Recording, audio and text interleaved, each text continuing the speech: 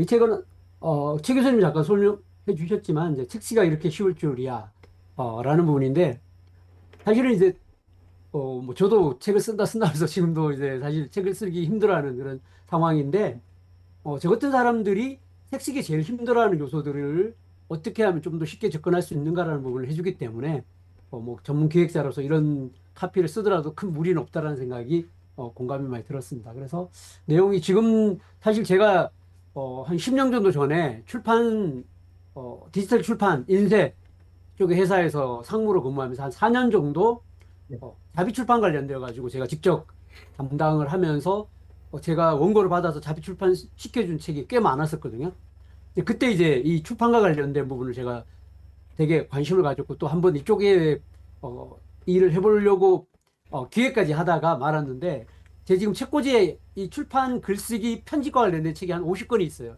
그게 한 10년 전에 대부분 구매를 했고 또 제가 그때 당시 이제 블로그를 했었는데 그때 블로그 했을 때 글쓰기, 책쓰기, 뭐 이런 그림책 만들기, 디지털 인쇄 관련되어 가지고 제가 포스팅만 한 400건 정도 했어요. 그래서 사실 출판과 인쇄 관련된 거에 대한 공부를 정말 딥하게 사실 공부를 했었던 그런 경험이 있어서 이 책을 읽으면서 한 번 더 기존에 어떤 제가 공부했던 부분이 다시 한번 상기되는 그런 시간들이었고요.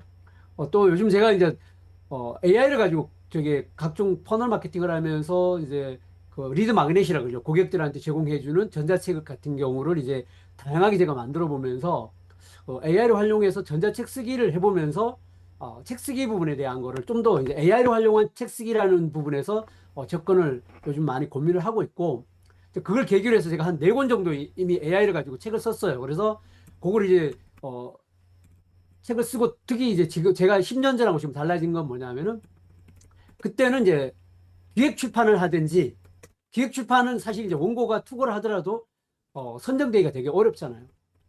근데 이제 그때 당시 이제 바람이 불었던 건 뭐냐면 자비 출판이 바람이 불었어요. 자비 출판은 바람이 불어서 자기 자비로 갖고 출판을 하고 출판된 거를 통해서 서점 유통이 되는 그런 이제 플랫폼들이 많이 만들어졌고 그때 처음으로 이제 북쿠크라는 출판 플랫폼이 만들어졌습니다. 저도 사실 이제 북쿠크와 똑같은 방식으로 출판 플랫폼을 기획까지 하고 이제 그 회사를 그만뒀는데 그렇게 했는데 지금 10년이 지나면서 또 어떤 상황으로 또 바뀌었느냐 하면은 전자책 출판이 지금 너무 쉬워졌어요. 그래서 원고만 있으면은 다양한 방식을 통해서 교보나 뭐 알라딘, 예스24 같은 것뿐만 아니라 많은 이북 출판을 할 수 있는 그런 환경으로 또 플랫폼이 한 번 더 업그레이드된 그런 상황 같아서 더군다나 이제 뭐 기획 출판을 통해서 출판사에게 원고를 투고해가지고 출판하는 건 정말 어려운 그런 상황이지만 이런 전자출판을 통해서 책을 출판하는 부분으로 환경은 훨씬 더 달라진 그런 상황에 제가 이 책을 다시 보면서 또 제가 느낀 부분을 같이 공유할 수 있을 것 같습니다. 그러면 준비된 걸 가지고 슬라이드 같이 보면서 먼저 유학 발시부터 먼저 시작을 하겠습니다. 목차는 크게 장은 7개 장으로 이루어졌어요. 7개 장으로 이루어져 있고 7개 장 프롤로그가 있고 에필로그가 있는 부분들이 포함되어 있습니다.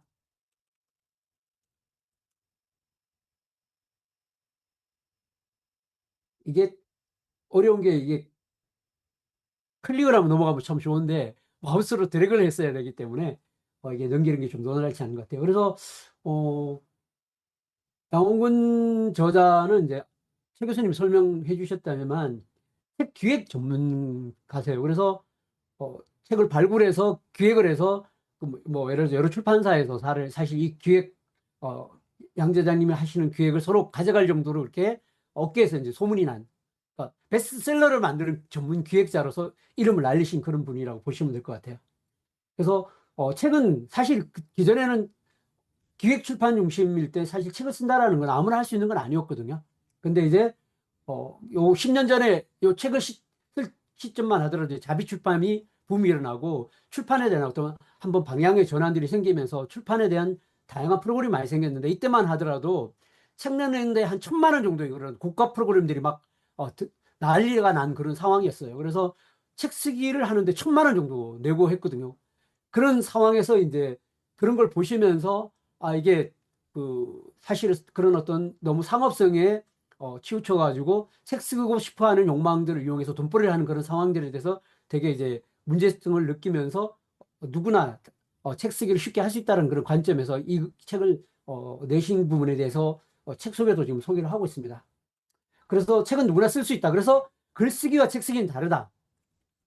핵심적인 요소는 글쓰기라는 거는 결국 내가 글을 쓰는 어떤 타고난 역량이나 또 글을 쓸 수 있는 어떤 그런 창작력이라는 거는 단기간에 누구나 익힐 수 있는 건 아니지만 책 쓰기라는 거는 누구나 접근할 수 있는 부분이다라는 부분에서 바로 이제 꿈꾸는 사람은 누구나 책을 쓸 수 있다라고 부분을 이야기를 하고 있습니다. 그래서 그런 책의 수요가 이런 어떤 유명인이나 문학적 가치 있는 책만 찾지 않고 다양한 사람들의 어떤 그런 경험을 통한 책들도 이때 당시부터 이제 많이 실제로 베스트셀러가 되는 그런 사례들이 만들어지는 그런 시대라고 보시면 될 것 같아요. 그래서 그런 실질적 사례를 또 많이 만들어냈던 기획의 경험을 가지고 있기 때문에 이런 책을 쓰신 것 같습니다. 그래서 책 쓰기는 꿈을 향한 작은 발걸음이다 이야기를 하면서요. 특히 이제 이런 책 쓰기를 통해서 작가에게도 행복과 성취감을 제공해 준다라고 이야기를 하고 있습니다. 그래서 이런 뭐 어떤 꼭 대박 나는 것, 뭐 그때 당시 이제 책을 통해서 이제 대박 내는 이런 쪽을 갖고 뭐 1,000만 원 정도의 그런 강좌들이 많이 개설되고 이랬던 상황인데 바로 이런 거는 성공을 꿈꾼 사람을 위한 것이다. 그리고 그다음 그 과정 자체 한 권의 책을 쓰기 위해서 결국 뒤에 가면 나오지만 가장 중요한 게 기획인데 그 기획이란 거의 출발점은 결국 나는 누구인가라는 질문을부터 출발한다고 이야기를 하고 있거든요. 그거 마찬가지로 결국 하나의 책을 쓰기 위해서 나는 누구인가라는 질문을부터 이용해서 책이 나올 때까지의 그 과정 자체를 통해서 자기의 어떤 기쁨과 성취감을 느낄 수 있다는 거고 또 이런 과정을 통해서 자기 개발과 자기 성찰의 시간들이 될 수 있다고 이야기를 하고 있습니다. 저는 이제 사실 이런 사진책은 2권 냈거든요. 사진책은 2권 냈는데 그 사진책 만드는 과정도 사실 만만치가 않아요. 주제를 정하고 그 페이지를 구성할 때 그리고 또 지금까지 찍어놓은 수많은 사진 중에 셀렉을 하고 또 구성을 하고 하는 과정이 결국 여기에 이야기 나온 것처럼 다시 한번 나의 사진 행위라는 걸 근본적으로 다시 한번 질문을 던지게 되고 그러는 과정들을 전부 다 되돌아보는 과정에 대한 그리고 한번 총 정리하는 과정 몇 년 동안 찍어놓은 사진을 총 정리하고 하나의 주제에 묶어내는 과정을 했던 그런 경험들이 있거든요. 그와 똑같은 과정이라는 생각이 들었습니다. 자, 저자 같은 경우는 사실 수많은 책을 출간하는 기획자 역할을 했지만 스스로가 책을 쓰겠다는 마음을 전혀 갖고 있지 않으셨어요. 그런데 이제 주변에 아까 말씀드린 그런 고가의 막 강의들이 이런 상황 속에서 책 쓰기 강의를 시작했는데 그 책 쓰기 강의가 너무 반응이 좋았던 거예요. 그러면서 강의를 끝나지 말고 바로 이 강의를 하신 걸 기반으로 해서 책을 써달라고 주변에서 엄청난 요청들이 들어왔고 그게 계기 돼서 사실 이제 이 책을 쓰게 된 그런 동기가 되었다고 합니다. 그래서 특히 책 쓰기를 이야기하면서 가장 중요하게 얘기하는 것은 뭐냐면 책을 읽기 부분입니다. 독서의 부분에 대해서 특히 저자는 가장 크게 강조를 하고 있습니다. 그래서 이 독서를 저도 요즘 다시 한번 느끼지만 이 AI 시대도 사실 이 독서라는 것 자체가 결국 질문의 힘이 되다 보니까 결국은 책을 쓸 때도 결국은 나는 누구인가라는 질문에서 출발하듯이 우리 AI 시대도 결국 질문에서 출발하니까 그 질문이라는 게 뭐다? 결국 수많은 독서를 통한 어떤 자기 성찰과 깨달음의 어떤 과정들이 하나의 어떤 동일한 어떤 어, 계기가 만들어주는 어떤 그런 역할이라는 생각이 들었습니다. 그래서 오히려 책을 읽을수록 자기 무지함을 깨닫고 겸손하게 됐다는 걸 이야기를 하고 있고 또 뒤에서 사업이 매출이 30%씩 줄어갈 때 결국은 그 어려운 과정을 극복할 수 있었던 건 뭐냐? 책을 읽는 과정을 통해서 그 문제를 해결하는 방법에 대한 거를 찾아갔다는 부분을 에필로그 쪽에서 만약에 이야기를 해주고 있습니다. 그래서 이 책 읽기를 통해서 지식의 밑거름이 되었고 또 간접 경험을 했고 그래서 저자는 작가가 되고 싶다면 먼저 독서가 선행돼야 된다라고 이야기를 하고 있습니다. 그리고 독서는 삶을 변화시키는 큰 계기가 된다고 이야기하고 시작과 끝 단계에서 계속 어, 강조를 하고 있습니다. 그래서 독서를 통한 삶의 변화, 무엇보다도 삶 전체를 풍요롭게 하고 내면을 성장시키는 원동력이 된다고 이야기를 하고 있고요. 뭐 창조적인 아이디어, 또 명확한 판단, 욕망의 갈증 해소, 혼란과 방황을 멈추는 거 해주고 또 해박한 지식과 예술적 통찰력을 주고 무엇보다도 자신과 대화할 수 있는 지혜의 창을 열어준다고 이야기를 하고 있습니다. 그래서 독서는 바로 쓰기의 바탕이 된다고 이야기를 하고 있고요. 독서를 통해서 세상을 알아야 된다고 이야기를 하고 있습니다. 그래서 자신이 몰랐던 것을 읽고 이해하고 생각하는 과정에서 성장한다라는 부분들. 그래서 직접 경험한 것 이상으로의 어떤 그런 경험치를 가져다 주는 게 바로 독서라고 이야기를 하고 있습니다.